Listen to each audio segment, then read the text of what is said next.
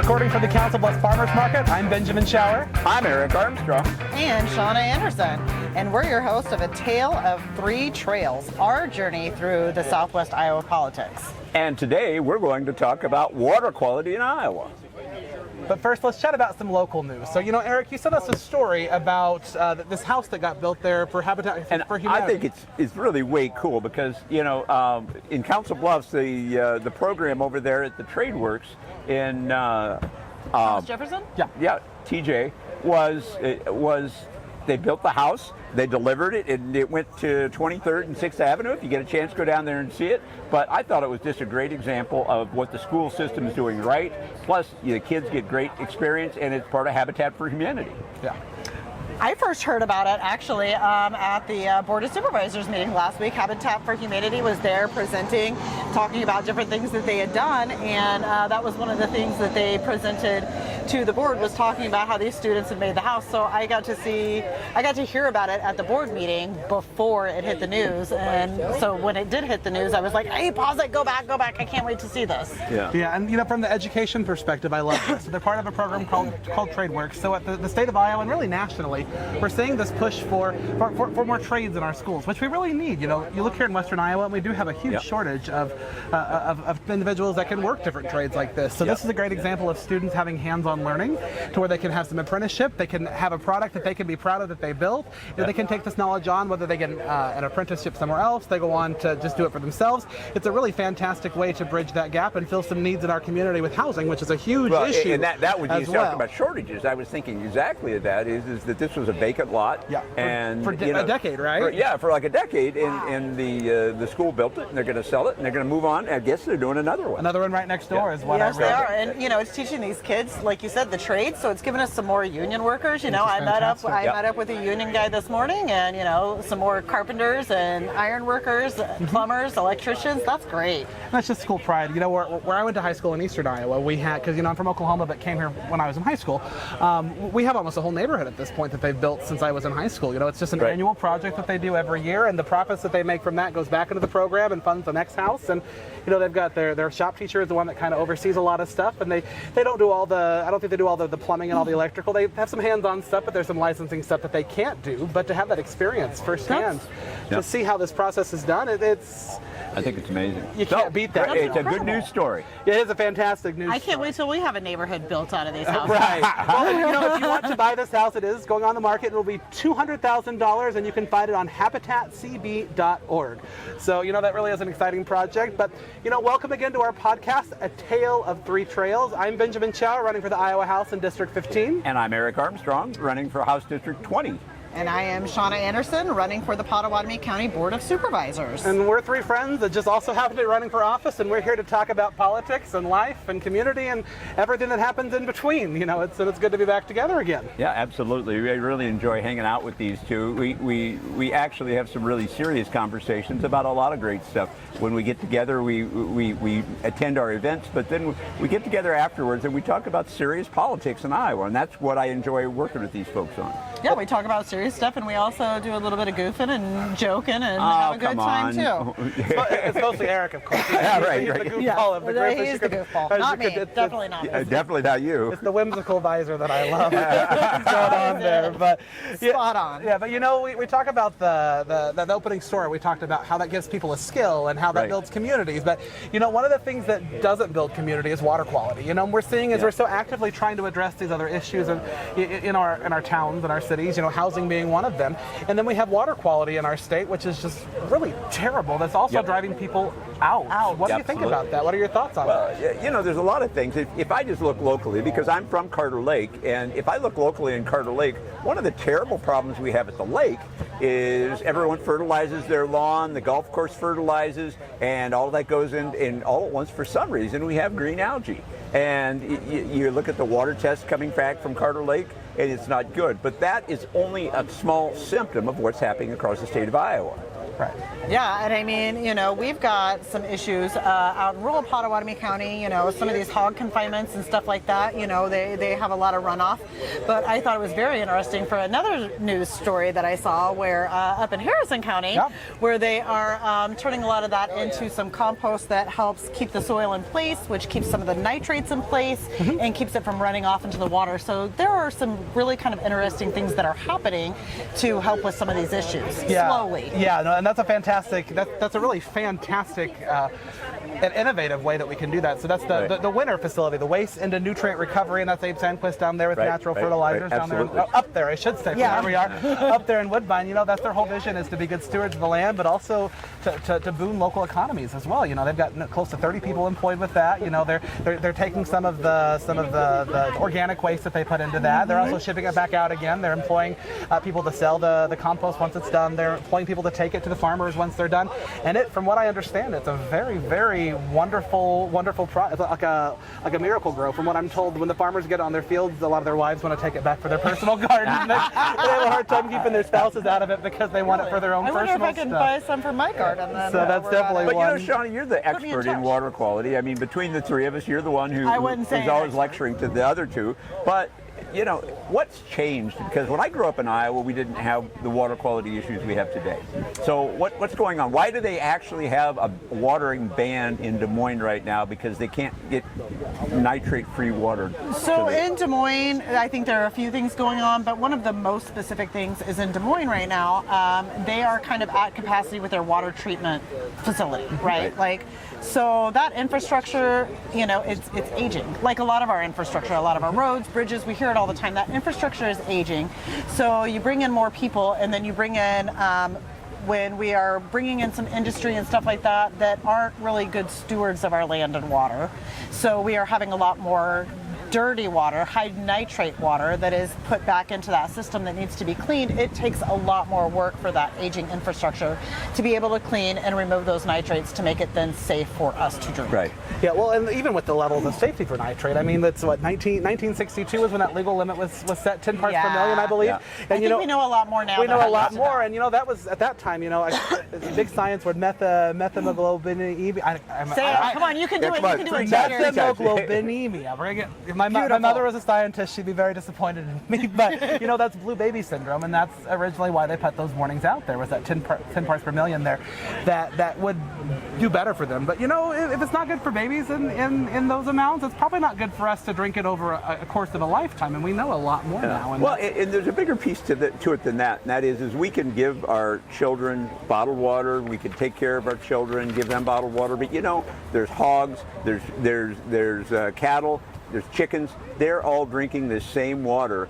And if you talk to the farmers, the people raising the large livestock, they have the same problems. Their cattle are having problems because they're drinking high nitrate water, especially in calves. I mean, they want their livestock to be healthy. Yeah. That is their livelihood. Right. And I think sometimes people will kind of demonize farmers when it comes to water quality. And the thing is, you know, our local farmers here in Iowa, you know, that live here, and they are good stewards of our land. Well, the family farms in Iowa, that's the backbone of our state.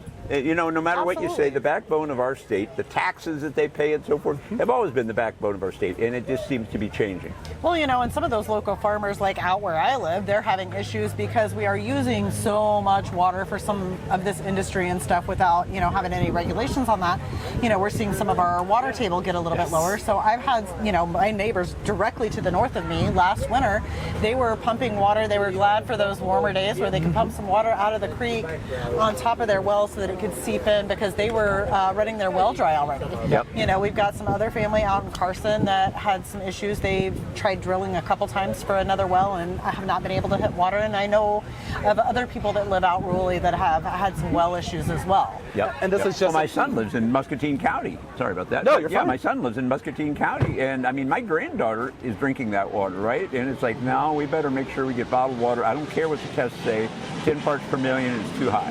We won't talk about the fact that my dogs get filtered water in my house. So, yeah. You're giving your dogs RO water, pretty really? special. You got to take care of the babies. Preventative care is a lot cheaper than aftercare. It really is. true. Well, and that's a really good point with this water quality issue too. Because with this water quality, we're also with the declining water quality, we're also seeing an increase in cancer rates across our state. And there are a lot of things that can go into cancer rate. I know that one of the studies that was put out said alcohol plays a contributing factor, and I'm sure that does. As like the food, the artificial stuff that we put in our foods and our drinks and stuff like that. There's definitely a correlation here. And if it was just alcohol, Wisconsin would be riddled. There is smoking. I mean, Chicago. We raise the taxes on cigarettes, but I'm not certain that that's going to have anything to do with the pediatric cancer of a 3-year-old. Right.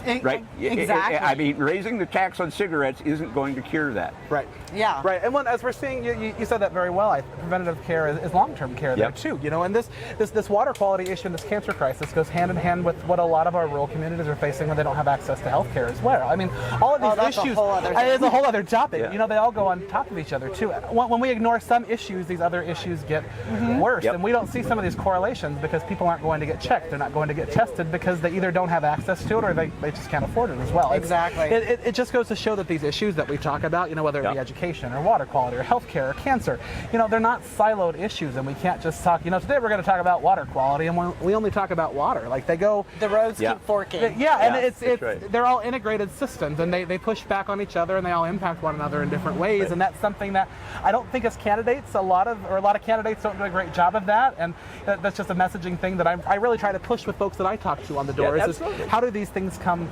together as one cohesive thing, and how can we address one thing and also impact something else down the road as well? Yep. I think you need a dressing umbrella per se. Oh my gosh. A big, huge umbrella, but yes. But one of the things is that the cancer rate in Iowa, let's face it, it's the only growing cancer rate in the United States. Right. And we're near the bottom in terms of cancer rate. I think only one state has a worse cancer rate, but Kentucky, right? Kentucky. And I will say, as a Kentucky girl, I go back home to visit my family. I can tell you the Kentucky cancer rate, I mean, from my, obviously only my vision. I am not a doctor, I am not a scientist, but I can tell you that almost everybody you see in Kentucky is a smoker.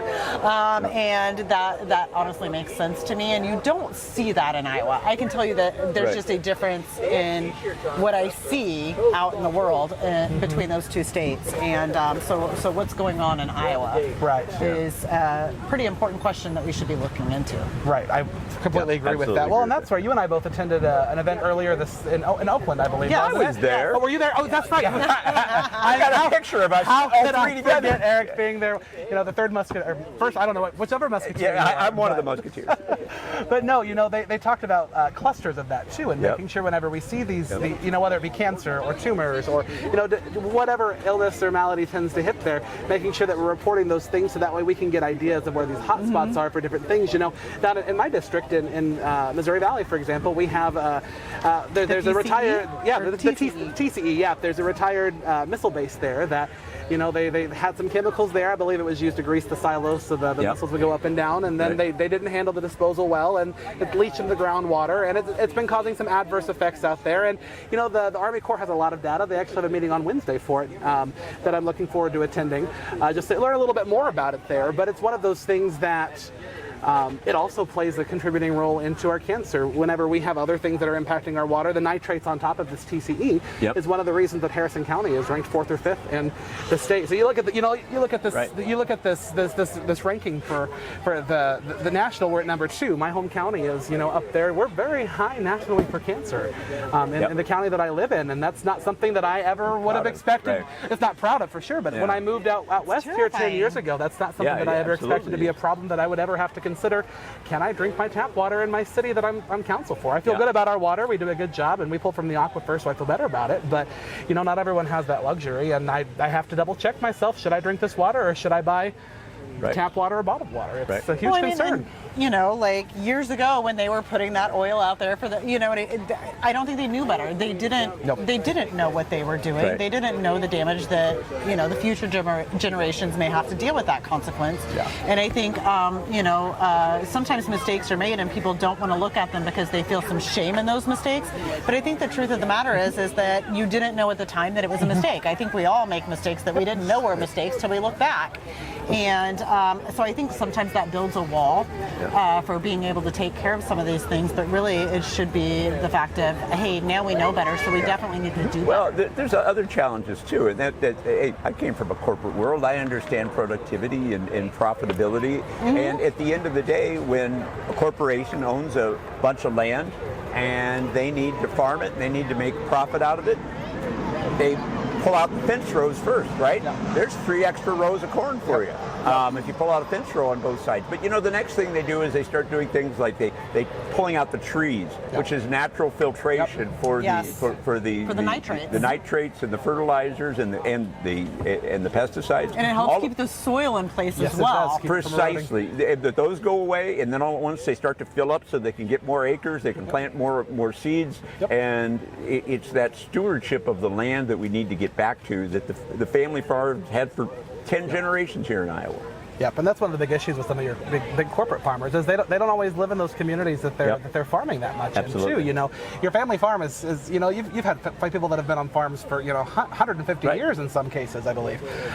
Maybe not quite that, but you know, a little over 100. I was going to say my so. brother lives on a farm where his wife grew up. Yeah. Yeah. All right. You know, but it's generational He's for a old. lot of. It's generational. It's generational for them though, and like they truly do want to pass that on to the next generation. Absolutely. And you know, they're getting driven out of that business as well because they can't keep up with practices that are not always the best. That aren't friendly for family farms. Right. True, or for the environment for that matter. Yes. You know, that's where it's really important. You know, we've got Shawna running for supervisor. We've got us running for the House. You know, I'm on city council as well.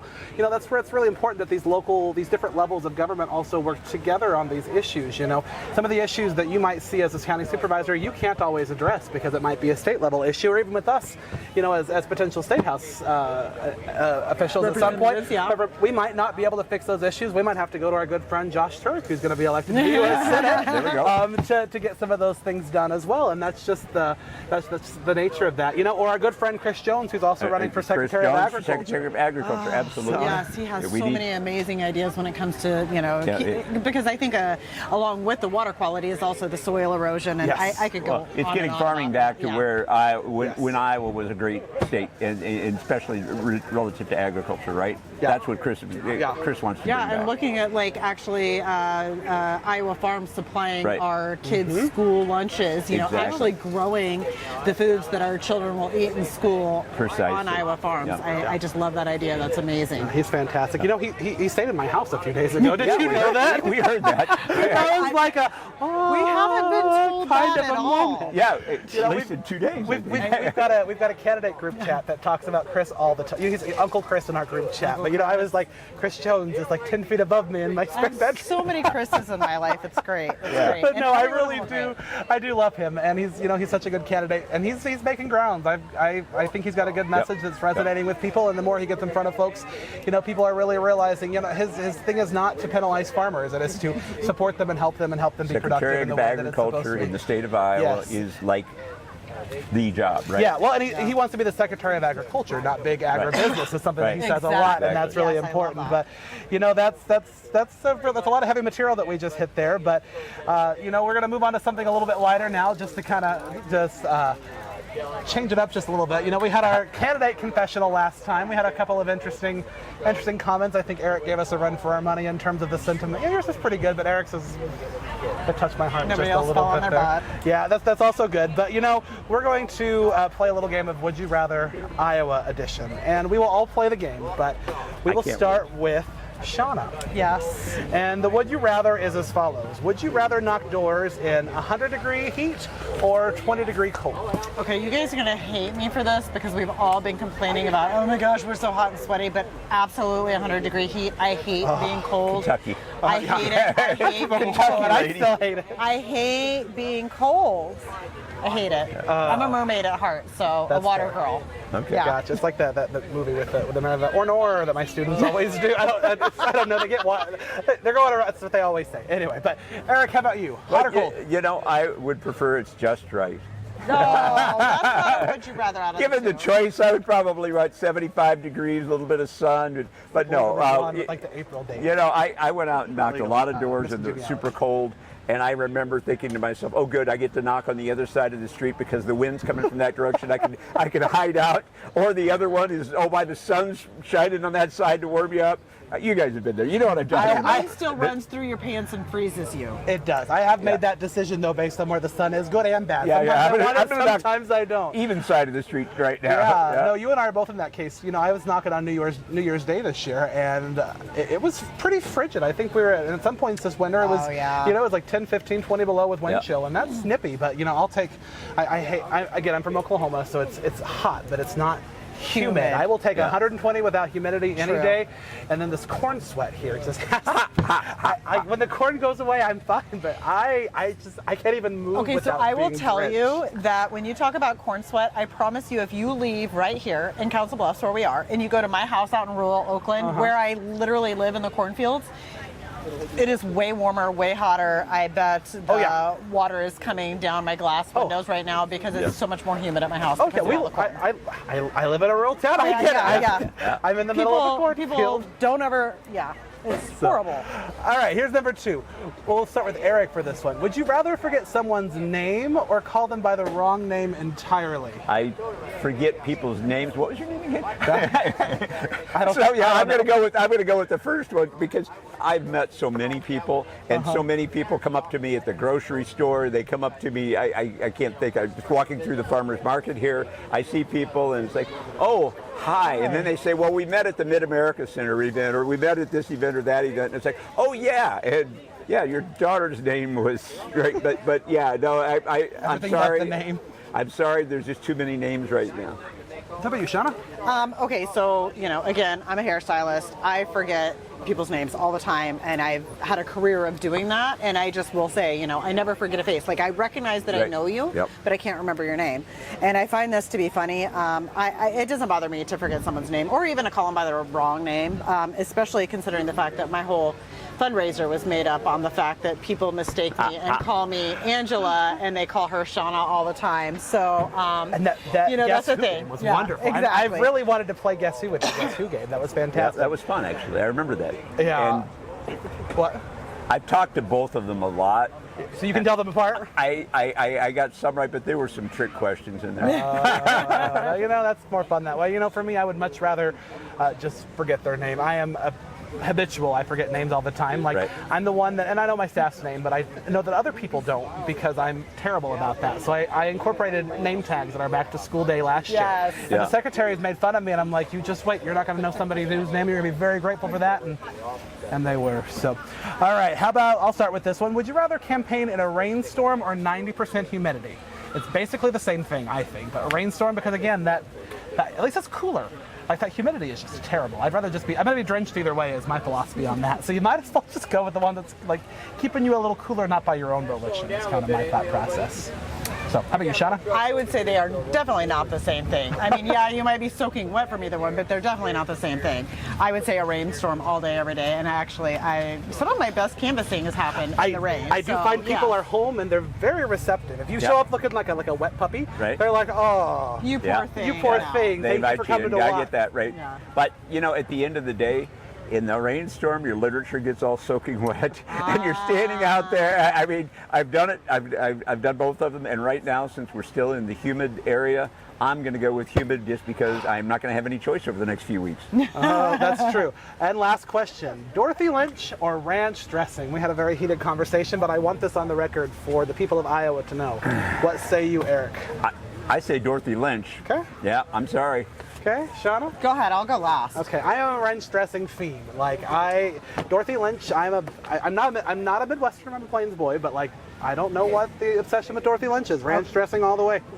I will fight you over it. And that's why I want to go last, because I want you at home or wherever you are to know that when I was a child growing up and would come up here to visit my grandmother, I loved Dorothy Lynch so much that we would go to a thrift store and buy a suitcase so that I could take home a suitcase of like 8 bottles, they were glass at the time, that's how old I am, of Dorothy Lynch, because I needed enough of Dorothy Lynch to last me throughout the year. Dorothy Lynch for life. I love that for you. I love that for you. Western dressing would be my favorite. Western is pretty good, I'll give you that. Right. So, we only have a couple minutes left here, but really quick, can each of you share just a 30-second water cooler speech? What is something, because our topic is water. We can't talk about water, though, is what Can't talk about water, but like, what is one thing that we should be focusing on more that we're not focusing on? I think what we need to focus on in Iowa right now, and I think it's absolutely a bipartisan issue, is we need to look at the $1.3 billion budget deficit that we have. And oh, by the way, the forecast for next year is worse. And we're in a tailspin. And while we have some money left over from the COVID days, there is no line of sight to get out of this. We're going to go broke. That's true.